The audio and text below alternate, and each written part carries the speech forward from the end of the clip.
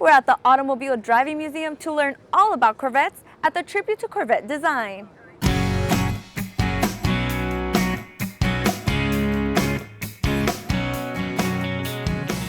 It's an American car. It's an American icon.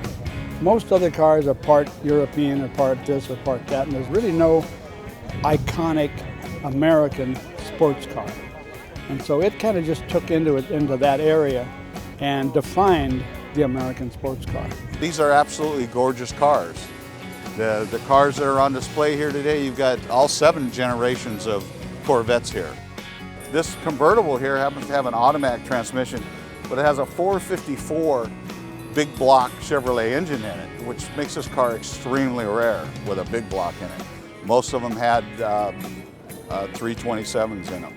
So this is a very unique car right here. First one was in 1953, and then the subsequent generations, they have more horsepower and they have better styling, whatever, but they're all beautiful.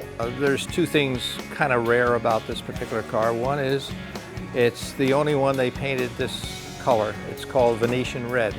The previous owner told me that the color was red, and it was one of 100 that they painted red in 1954. When these came out, they increased the horsepower from this engine, the basic engine, from 110 to 150 horsepower, which increased the compression ratio, and they were very hard to start in the hot weather. The Chevrolet Corvette that began as a convertible concept show car in its first model transformed over the years from the inside out. They made this body style, they made the C2 body style from 1963 to 1967.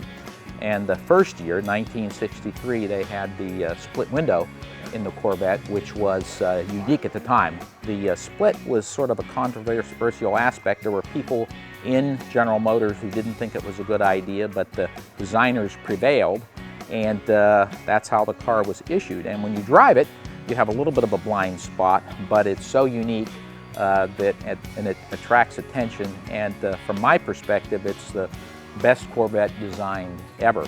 In 2000, this coupe came out on a list as one of the 50 most notable cars ever designed. As the years went by, Corvette designers and engineers continued to improve the generations. I had a lot of chance to work on the Corvettes from the very beginning, and I've had a love for GM engines for all that time. And once you get involved in something as deeply as that, there's not much desire to switch out. This is called a clamshell hood, and in 1984, when this car was designed, this was the largest piece of fiberglass put on a production automobile. The big thing in this year was tuned port injection, which that's what these tubes are, and it actually rams the fuel-air mixture into the engine for better horsepower. So in 1989, this car produced 245 horsepower. Well, now you could buy a lawnmower that probably has the same horsepower. This glass hatch is the largest piece of glass that was ever produced for a production car up to that year.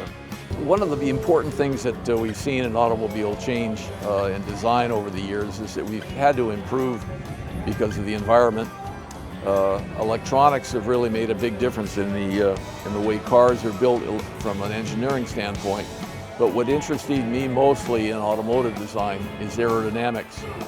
And it's interesting that some of the great aerodynamic principles that I've applied to some of the designs I've done, like the Daytona Cobra Coupe, were actually thought up in about the late 1930s by the Germans, who were very advanced in aerodynamics at that time.